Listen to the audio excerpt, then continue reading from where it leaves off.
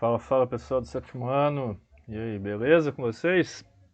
Bom, vamos lá, vou fazer aqui a primeira e segunda semana do PET 5. Depois vou ver se essa semana ainda eu já mando para vocês a terceira e a quarta. Só lembrando, na hora de enviar, vocês podem me enviar ou pelo WhatsApp ou pelo Google Sala de Aula. Eu prefiro pelo Sala de Aula, que eu vou ativar de novo lá. Daí vocês podem tirar foto e mandar por PDF lá. Qualquer coisa é só tirar foto, aperta ali nos 3 pontinhos para enviar. Ele já pode transformar em PDF. Qualquer coisa tem como até mandar por arquivo de imagem, tá? Se vocês tiverem dúvida, daí qualquer coisa vocês me falam certinho. Beleza? Então vamos lá. Primeira semana aqui, a organização do poder e as dinâmicas do mundo colonial americano, lógicas comerciais e mercantis da modernidade. Bom, a gente vai falar bastante aqui sobre quando Portugal e Espanha viraram um único país, em 1580, certo? E também das invasões dos holandeses e as questões também das missões jesuíticas, que daí eu vou ensinar vocês certinho aqui nas questões, certinho? Então o objetivo aqui do objeto de conhecimento é a estruturação dos vice-reinos das Américas, resistência indígena, invasão e expansão da América, portuguesa no caso. As lógicas mercantis do domínio europeu sobre os mares e o contraponto oriental. Então aqui vai falar bastante sobre o plantio da cana-de-açúcar aqui, das invasões holandesas, do mito de Dom Sebastião e assim vai. Então aqui as habilidades, né? Identificar e distribuir a distribuição do território populacional brasileira, da população brasileira em diferentes épocas, considerando a diversidade étnico-racial e étnico-cultural, indígena, africana, europeia e asiática, destacando a miscigenação e a diversidade cultural em Minas Gerais. Bom, essa parte aqui ó, vai ser um enfoque mais na terceira e na quarta semana, tá?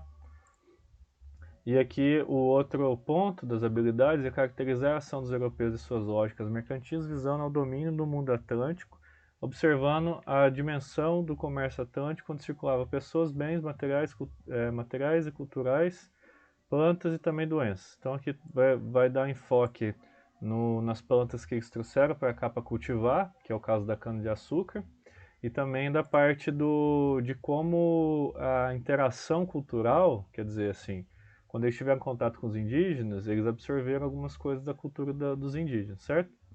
Então é mais ou menos nesse sentido. Então vamos lá. Então aqui o conteúdo relacionado e os textos. Então já vamos direto para as questões. Que é o José de Anchieta, né, que foi o fundador das missões jesuíticas no Brasil, ele é um padre. Então vamos lá. Aqui é uma ruína de uma missão jesuítica lá no Rio Grande do Sul, certo? De acordo com o texto estudado, descreva qual era a missão da ordem religiosa da Companhia de Jesus, criada em 1534 pelo padre Inácio de Loyola, no que diz respeito à fé católica. Então o que ele está perguntando? Descreva qual era a missão, o que eles tinham como missão, o que eles vieram fazer aqui no Brasil, sair da Europa e vir para o Brasil. Bom, a primeira coisa que eles vieram, uma das coisas que eles vieram fazer aqui, foi estruturar as escolas para os colonos. Então, como aqui não existiam escolas, então eles vieram aqui para fazer essa parte de ensino. Então, os filhos dos colonos, eles normalmente estudavam em escolas jesuíticas, certo? E as primeiras fundadas foram em Salvador e em Pernambuco, beleza? Em Recife, no caso. A segunda coisa que eles vieram fazer aqui é catequizar. Catequizar os. Catequizar com S? Agora acho que é. Catequizar os indígenas. Deixa eu só tirar essa dúvida aí se catequizar com S ou com Z.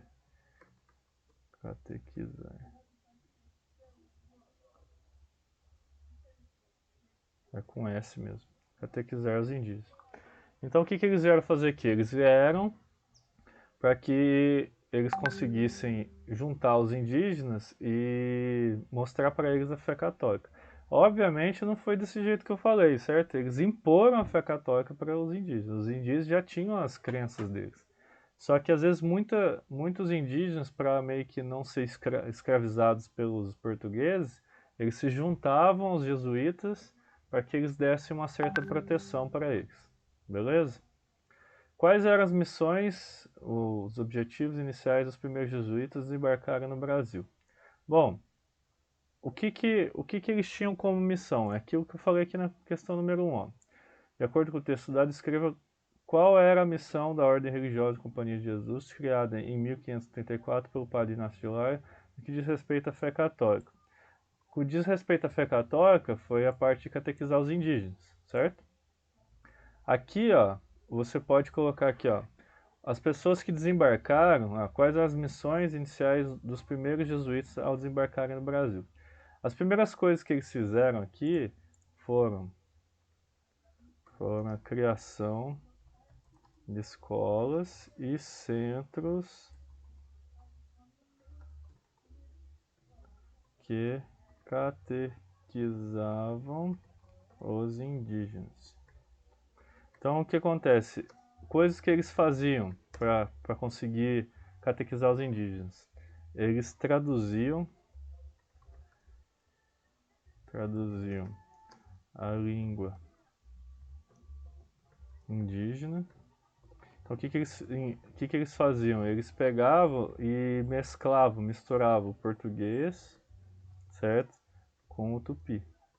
Então, eles falavam uma língua que era a mistura dos dois e isso facilitava a compreensão com os indígenas.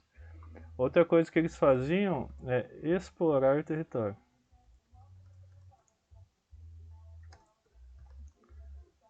Explorar o território.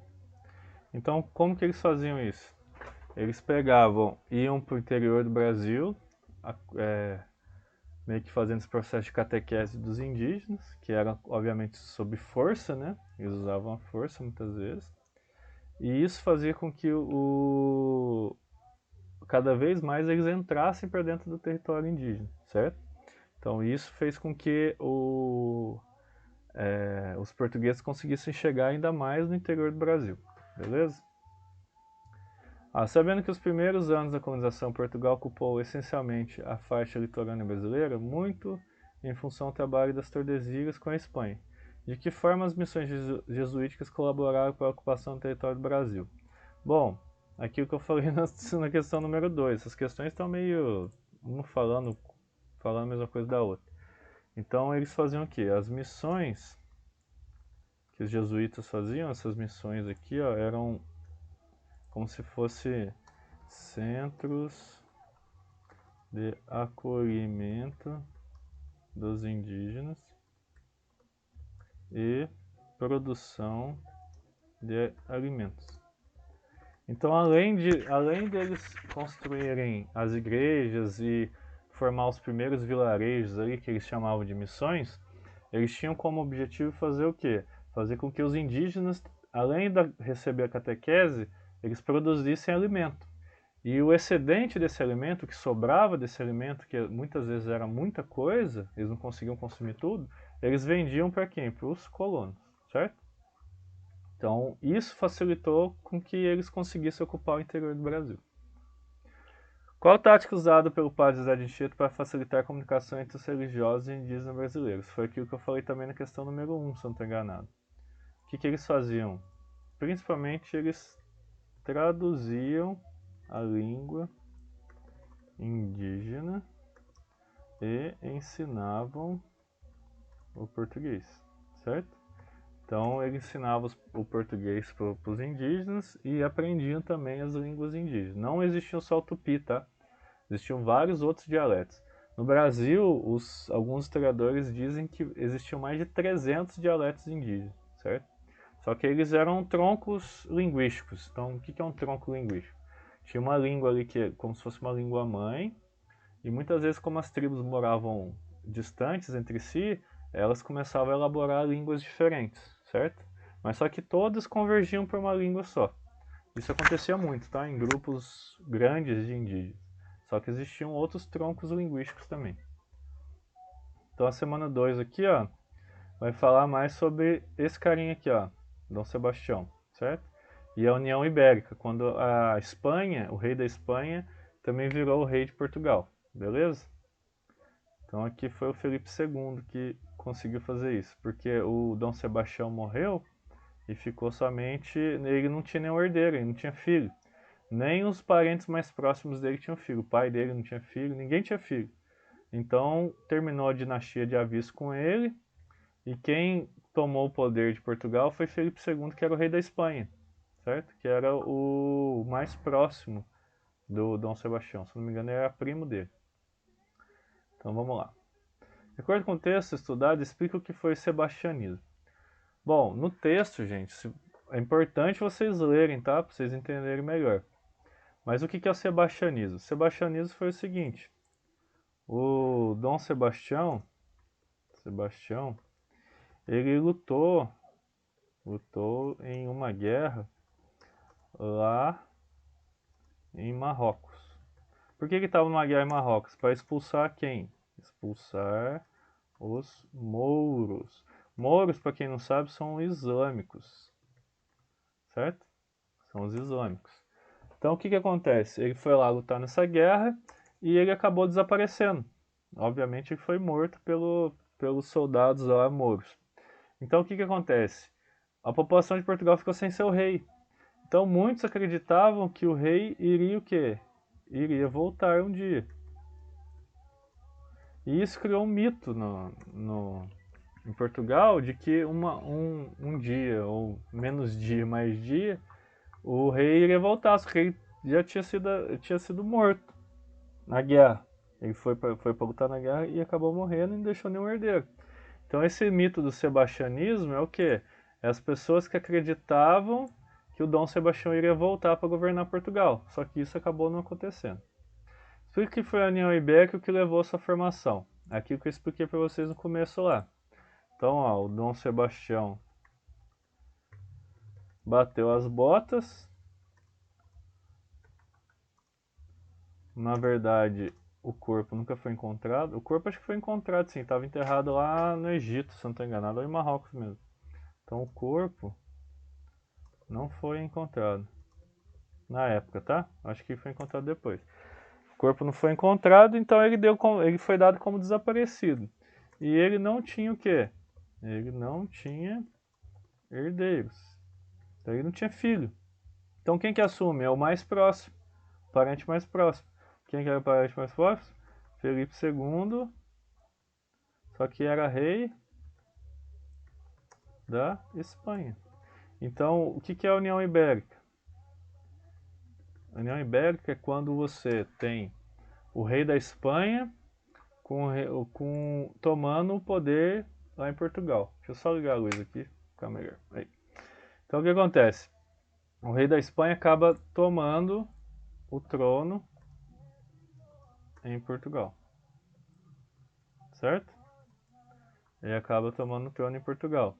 Daí isso fez com que houvesse a união dos países ibéricos. Porque o que é a parte da Ibéria, né? Que é a parte final ali da Europa, onde tem Portugal e Espanha. Então, quando não tinha mais o rei de Portugal, acabou que o rei da Espanha tomou o trono de Portugal. Então, formou um país só. Beleza? Qual o impacto direto na União Ibérica provocou na produção de açúcar em solo brasileiro? Bom, como tinha disputa pelo trono, então a disputa pelo trono, o rei lá o Felipe II, né, que tomou o trono de Portugal, ele não estava muito afim de ficar administrando as colônias aqui, porque como não achou ouro nem nada, ele estava mais preocupado com as colônias da Espanha na América Central, certo? Então ele meio que, entre aspas, aqui, ó, largou mão do Brasil, certo? E no meio dessas disputas, e políticas, etc., outros países começaram a vir para cá para tentar invadir o território, como os holandeses. Então os holandeses vieram para cá e eles trouxeram com eles técnicas melhores de plantio e refino para fazer açúcar. E açúcar, só para lembrar aí, era um alimento bem valorizado na Europa, tá? Porque como a cana-de-açúcar é originária da Ásia, de países mais quentes, ela se deu bem aqui em solo brasileiro. Então plantou aqui, começou a nascer, tipo, ela se habituou bem ao solo. Então acabou que os holandeses vieram para cá e trouxeram isso lá no Nordeste. E o pessoal que estava lá, que eram os moradores da época, né? Eles gostaram disso, porque os holandeses chegaram com dinheiro, pagaram lá os engenhos, né? Para eles começarem a moer a cana, tudo mais. E isso fez com que desenvolvesse muito o Nordeste brasileiro. Beleza? Principalmente Recife, tá? Recife foi a região lá em Pernambuco, Pernambuco, que eles fixaram, os holandeses fixaram, beleza? Então, ó, quais os impactos da UNB provocou a produção de açúcar no solo brasileiro? Com a disputa aqui do Felipe II, que meio que deixou de lado o Brasil, os holandeses aproveitaram para vir aumentar a produção de açúcar. O que foi a insurreição pernambucana? Bom, a insurreição pernambucana foi o quê? Os colonos aqui do Brasil, eles se uniram para expulsar os holandeses. Mas, professor, peraí, você acabou de falar que os holandeses vieram para cá, que o pessoal está gostando deles.